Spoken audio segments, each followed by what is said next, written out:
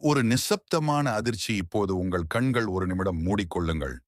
உள்வாழ்க்கையின் கடைசி 10 ஆண்டுகளை யோசித்துப் பாருங்கள். நீங்கள் எதற்காக ஓடினீர்கள்? எதற்காக உங்கள் தூக்கத்தை தொலைத்தீர்கள்? எதற்காக உங்கள் குடும்ப நேரத்தை அடகு வைத்தீர்கள்? பதில் ஒன்றுதான்: பணம். ஆனால் இவ்வளவு காலம் நீங்கள் துரத்திய அந்த பணம் இன்று உங்கள் கையில் மிச்சம் இருக்கிறதா? அல்லது நீங்கள் ஓடிய வேகத்தை விட அது வேகமாக உங்களிடமிருந்து ஓடிவிட்டதா? இன்று நாம் பேசப் போகும் இந்த விஷயம் வெறும் காகிதத்தை பற்றியதல்ல. இது ஒரு மனிதனை ராஜாவாகவும் இன்னொருவனை அடிமையாகவும் மாற்றும் ஒரு மர்மமான சக்தியை பற்றியது. இந்த உலகில் 95% மக்கள் ஏன் வாழ்நாள் முழுவதும் பணத்திற்காக போராடுகிறார்கள்? மீதமுள்ள 5% மக்கள் மட்டும் ஏன் அந்த பணத்தை வைத்து உலகத்தையே ஆள்கிறார்கள்? அவர்களுக்கு ஒரு இரகசியம் தெரியும். அந்த இரகசியம் இன்று உங்களுக்கும் தெரியப் போகிறது. இது ஒரு சாதாரண உரை அல்ல. உங்கள் வறுமையின் விலங்குகளை உடைக்கும் ஒரு ராஜதந்திர ஆயுதம். தயாராகுங்கள். சாணக்கியரின் கர்ஜனை, அர்த்த சாஸ்திரத்தின் மறைக்கப்பட்ட பக்கங்கள். பாரதத்தின் மாபெரும் ராஜதந்திரி ஆச்சாரியா சாணக்கியர் பல நூற்றாண்டுகளுக்கு முன்பே சொன்னார்: அர்த்த மூலம் இதம் ஜகத். அதாவது, இந்த உலகம் பொருளாதாரத்தின் அச்சாணியில் தான் சுழல்கிறது.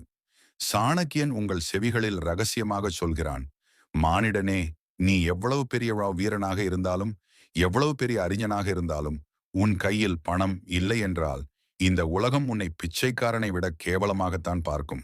உனக்கு ஒரு கசப்பான உண்மையை சொல்லவா? உனக்கு செல்வம் இருக்கும்போதுதான் உன் சுற்றத்தார் உன்னை தேடி வருவார்கள். உன் கையில் பணம் இருக்கும்போதுதான் உன் பேச்சிற்கு இந்த சமூகம் மதிப்பு கொடுக்கும். ஆனால் பணத்தை சம்பாதிப்பது என்பது வெறும் உழைப்பு மட்டுமல்ல. அது ஒரு யுத்தம்.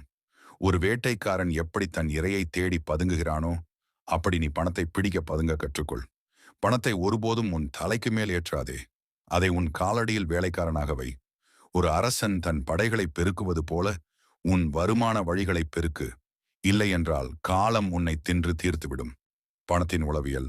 உங்களை நீங்களே சிறை வைத்துள்ளீர்கள். பணத்தை பற்றிய மிகப்பெரிய இரகசியம் என்னவென்றால், அது உங்கள் பர்சில் இல்லை, அது உங்கள் மூளையில் இருக்கிறது. நாம் பிறந்தது முதல் நமக்கு ஒரு பொய் சொல்லிக் கொடுக்கப்பட்டிருக்கிறது. நன்றாக படி, ஒரு வேலைக்கு செல், கடினமாக உழை, பணத்தை சேமி. இது ஒரு பாதுகாப்பான வழி என்று உங்களுக்கு தோன்றலாம். ஆனால் இதுதான் உங்களை எலிப்பந்தயத்தில் பூட்டி வைக்கும் சிறை கதவு. ஏழைகள் பணத்திற்காக வேலை செய்கிறார்கள். பணக்காரர்கள் பணத்தை தங்களுக்கு வேலை செய்ய வைக்கிறார்கள். நீங்கள் எப்பொழுது என்னால் இதை வாங்க முடியாது என்று சொல்கிறீர்களோ, அப்பொழுது உங்கள் மூளை வேலை செய்வதை நிறுத்திவிடுகிறது. ஆனால் இதை நான் எப்படி வாங்குவது என்று கேட்கும்போது உங்கள் மூளை புதிய வழிகளை தேடத் தொடங்குகிறது. உங்கள் சிந்தனை மாறாத வரை உங்கள் வங்கி கணக்கு மாறாது. சொத்து வெர்சஸ் பொறுப்பு வெற்றியாளர்களின் ஒரே ஆயுதம். இப்போது நான் சொல்லப்போகும் இந்த ஒரு வித்தியாசம் உங்கள் தலைமுறையின் தலைவிதியையே மாற்றும். சொத்து, நீங்கள் தூங்கிக் கொண்டிருக்கும் போது உங்கள் பாக்கெட்டிற்குள் பணத்தை கொண்டு வருவது. வாடகை வரும் வீடு, லாபம் தரும் தொழில், முதலீடு செய்த பங்குகள். பொறுப்பு, நீங்கள் வேலை செய்தாலும் உங்கள் பாக்கெட்டிலிருந்து பணத்தை வெளியே எடுப்பது. ஆடம்பர கார், தேவையில்லாத கடன், பராமரிப்பு செலவு, அதிகம் உள்ள பொருட்கள்.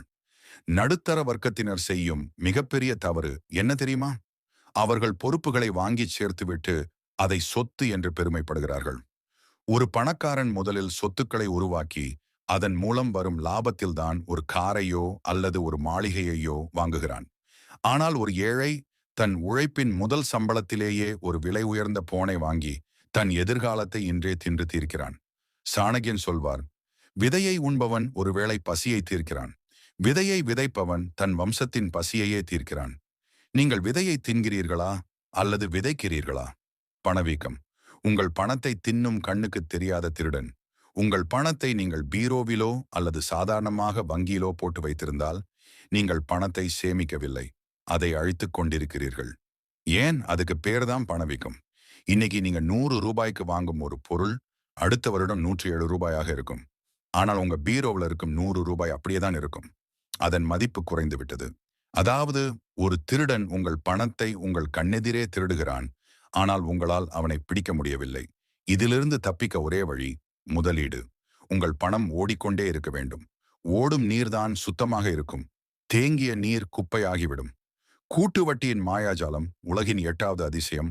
ஆல்பர்ட் ஐன்ஸ்டீன் சொன்னார்: காம்பவுண்ட் இன்ட்ரெஸ்ட் என்பது உலகின் 8வது அதிசயம். இதை எவன் புரிந்து கொள்கிறானோ அவன் சம்பாதிக்கிறான். புரியாதவன் இதை கட்டிக்கொண்டே இருக்கிறான். ஒரு சிறிய உதாரணம். ஒரு மனிதன் தன் 20 வயதில் மாதம் 1000 ரூபாய் முதலீடு செய்கிறான். இன்னொருவன் தன் 35 வயதில் மாதம் 5000 ரூபாய் முதலீடு செய்கிறான். 50 வயதில் பார்த்தால் 20 வயதில் தொடங்கியவனே பல கோடிக்கு அதிபதியாக இருப்பான். ஒரு சிறிய உதாரணம். ஒரு மனிதன் தன் 20 வயதில் மாதம் 1000 ரூபாய் முதலீடு செய்கிறான். இன்னொருவன் தன் 35 வயதில் மாதம் 5000 ரூபாய் முதலீடு செய்கிறான். 50 வயதில் பார்த்தால் 20 வயதில் தொடங்கியவனே பல கோடிக்கு அதிபதியாக இருப்பான். காரணம் காலம். பணத்தை விட வலிமையானது நேரம்.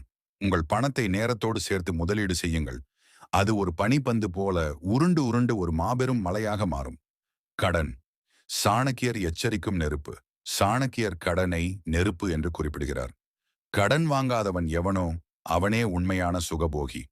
இன்று கிரெடிட் கார்டுகளும் இப்போதே வாங்கு பிறகு பணம் கொடு என்ற விளம்பரங்களும் உங்களை ஒரு நவீன அடிமைத்தனத்திற்குள் தள்ளுகின்றன. நல்ல கடன் ஒரு தொழிலை தொடங்க அல்லது வருமானம் தரும் சொத்தை வாங்குவது. கெட்ட கடன் உங்கள் ஆடம்பரத்திற்காக மற்றவர்களை கவர்வதற்காக வாங்குவது. கெட்ட கடன் என்பது உங்கள் எதிர்காலத்தை சிறை வைக்கும் விலங்கு. அந்த விலங்கை நீங்களே காசு கொடுத்து வாங்காதீர்கள். தங்கமான போனஸ் டெப்ஸ். உங்கள் வாழ்க்கையை மாற்றும் 5 கட்டளைகள். இப்போது நீங்கள் இன்று முதல் உங்கள் வாழ்க்கையில் செயல்படுத்த வேண்டிய அந்த 5 இரகசியங்கள். 1. 50-30-20 விதி. உங்கள் வருமானத்தில் 50% தேவைகளுக்கும் 30% விருப்பங்களுக்கும் 20% கட்டாயம் முதலீட்டிற்கும் ஒதுக்குங்கள். முதலீடு செய்த பிறகு மிஞ்சியதை மட்டும் செலவு செய்யுங்கள். 2. அவசரகால நிதி, எமர்ஜென்சி ஃபண்ட். ஒரு போர் வரும் முன் கோட்டையை கட்டுவது போல ஆபத்து வரும் முன் பணத்தை சேருங்கள். உங்கள் 6 மாத சம்பளத்தை தனியாக வைத்து விடுங்கள். இது உங்களுக்கு துணிச்சலை தரும். 3. உன்னையே முதலீடு செய். உங்கள் மூளைதான் உங்கள் மிகப்பெரிய சொத்து. ஒரு புதிய திறனை கற்கச் செலவிடும் ஒவ்வொரு ரூபாயும் பின்னாளில் பல லட்சங்களாக திரும்ப வரும். 4. பல வருமான வழிகள். ஒருபோதும் ஒரு வருமானத்தை மட்டும் நம்பியிருக்கிறாதீர்கள். 2. வருமானத்தை உருவாக்குவது என்பது இப்போது ஆடம்பரம் அல்ல, அது ஒரு கட்டாயம். 5. தர்மம் செய்யுங்கள். சாணக்கியன் சொன்னது போல கொடுக்க கொடுக்கத்தான் செல்வம் பெருகும். நீங்கள் எதை சமூகத்திற்கு தருகிறீர்களோ அது பல மடங்காக திரும்ப வரும். நிறைவுரை. உங்கள் சாம்ராஜ்யம் இதோ. நண்பர்களே, பணம் என்பது ஒரு தீயை போன்றது. அது உங்களை சமைக்கவும் உதவும், உங்களை சுட்டெரிக்கவும் செய்யும். அதை எப்படி பயன்படுத்துகிறீர்கள் என்பது உங்கள் கையில் இருக்கிறது. இன்று நீங்கள் கேட்ட இந்த இரகசியங்கள் உங்கள் மூளையில் ஒரு விதையை விதைத்திருக்கும். அந்த விதை விருட்சமாக மாற வேண்டுமானால் நீங்கள் செயல்படத் தொடங்க வேண்டும். வெறும் பேச்சால் சாம்ராஜ்யங்கள் உருவாவதில்லை. சரியான நேரத்தில் எடுக்கப்படும் சரியான முடிவுகளால் மட்டுமே உருவாகின்றன. வறுமையை ஒரு கவசமாக அணியாதீர்கள். செல்வத்தை ஒரு சாதனையாக பாருங்கள். சாணக்கியன் சொன்னது போல, விடாமுயற்சியும் சரியான திட்டமிடலும் கொண்ட ஒருவனுக்கு இந்த அண்டவெளியில் எட்ட முடியாதது என்று எதுவுமே இல்லை. உங்கள் நிதி பயணம் இன்றே இப்போதே தொடங்கட்டும். சென்று வாருங்கள். உங்கள் வெற்றி உமக்காக காத்துக் கொண்டிருக்கிறது.